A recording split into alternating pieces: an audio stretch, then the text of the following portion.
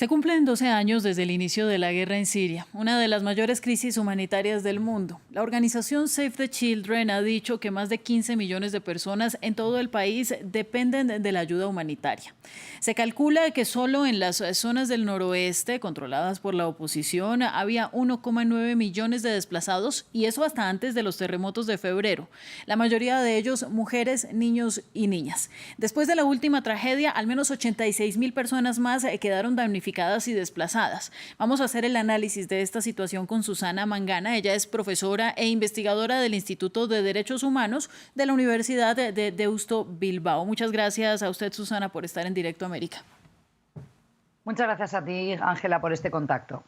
Comienzo preguntándole por qué Occidente le retiró su atención a Siria, incluso antes de la guerra en Ucrania. Son 12 años de una de las crisis humanitarias más grandes de la historia actual.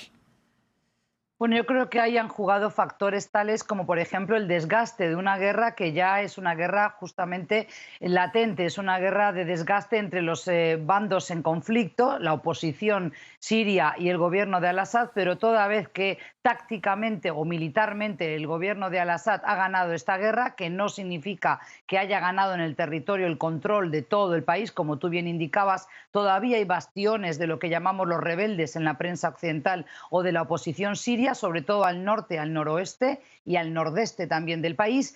Lo que ocurre es que han ocurrido otros sucesos, no solo la pandemia, la recuperación a partir de lo que significó el COVID-19 en el mundo, pero también esta guerra de Ucrania-Rusia que ha distraído la atención de la Unión Europea y sobre todo de Estados Unidos. Y toda vez que entendieron que no tenían un recambio para el gobierno de Al-Assad válido y no sabían a quién poner en el lugar, visto lo que había ocurrido con Saddam Hussein en Irak, Ángela.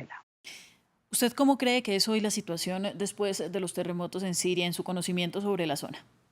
Bueno, es muy lamentable porque un país como Siria, que tenía un nivel de vida, si lo comparábamos con países de la región de Oriente Medio y otros países árabes como Yemen, por ejemplo, muy superior, hoy han vuelto a aparecer enfermedades infecciosas como tuberculosis, como el cólera, por lo que es la falta de agua potable, por lo que es la falta de higiene y sobre todo de atención primaria de salud, porque tenemos que entender que ha quedado muy maltrecha la infraestructura sanitaria, pero no solo eso, es que el país tiene una inflación rampante, galopante, no la pueden controlar y por otro lado el país no tiene las arcas del Estado como tenía antes de la guerra para invertir en reconstrucción, con lo cual, como tú decías, 15 millones de sirios necesitan desesperadamente ayuda humanitaria para sobrevivir, pero esto afecta especialmente a población vulnerable, ancianos, mujeres, jóvenes lactantes y los niños pequeños.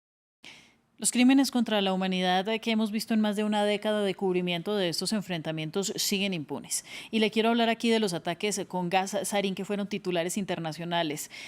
Ataques, por ejemplo, a niños que quedaron completamente en el olvido. ¿Qué pasó con eso?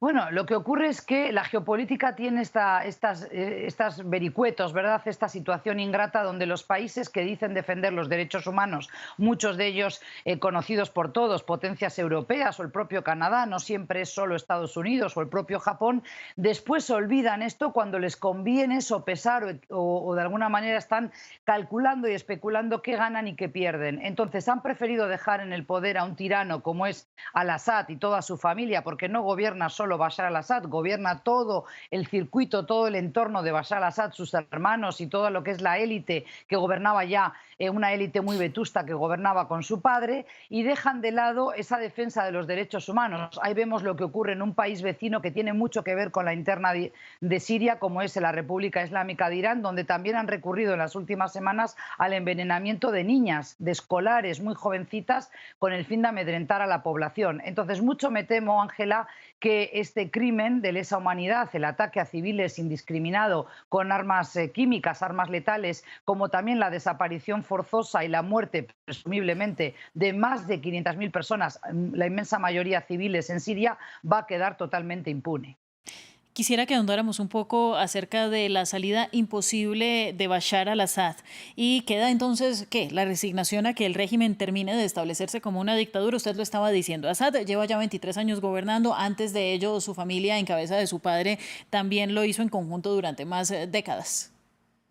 Exactamente, era una república hereditaria, así lo llamaba Hafez al-Assad. Hay que entender que Bashar al-Assad, ahora en imágenes, no era el hijo predilecto para ocupar el cargo de sucesor del padre, pero su hermano mayor Bassel murió en un accidente de tráfico porque era muy afecto a la velocidad, al vicio, al alcohol. Eso también hay que decirlo, ¿verdad? Una familia que no ha dudado en vivir por encima de las posibilidades de la media normal de un ciudadano sirio. Ahora bien, no hay un plan recambio para Bashar al-Assad. Yo creo que hay que entender que ni Biden, en conjunto Estados Unidos ni la Unión Europea hoy tienen un plan recambio para este gobierno y por tanto van a tener que lidiar con él por mucho tiempo más. Ahora preocupa cómo salir de la guerra todavía sin luz al final del túnel de Rusia y Ucrania, una guerra de expansión de Rusia hacia Ucrania, hay que recordar, y por tanto la preocupación de Estados Unidos hoy pasa por otras cuestiones internas y a nivel internacional, la rivalidad comercial y política, si se quiere, con China, esta guerra con Rusia y Ucrania, que los tiene muy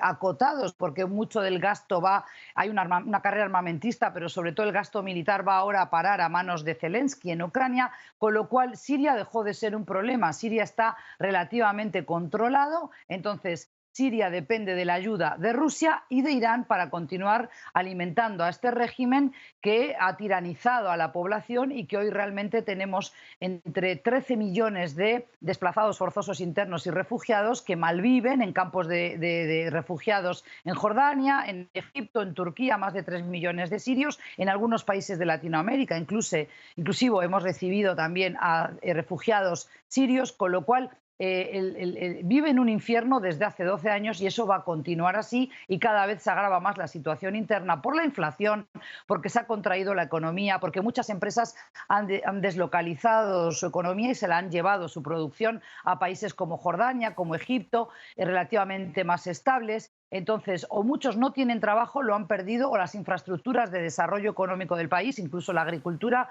ha quedado muy maltrecha, con lo cual Siria es un país que se ha empobrecido muchísimo, se ha contraído su economía más de un 200%. Entonces, esto realmente es muy, muy grave.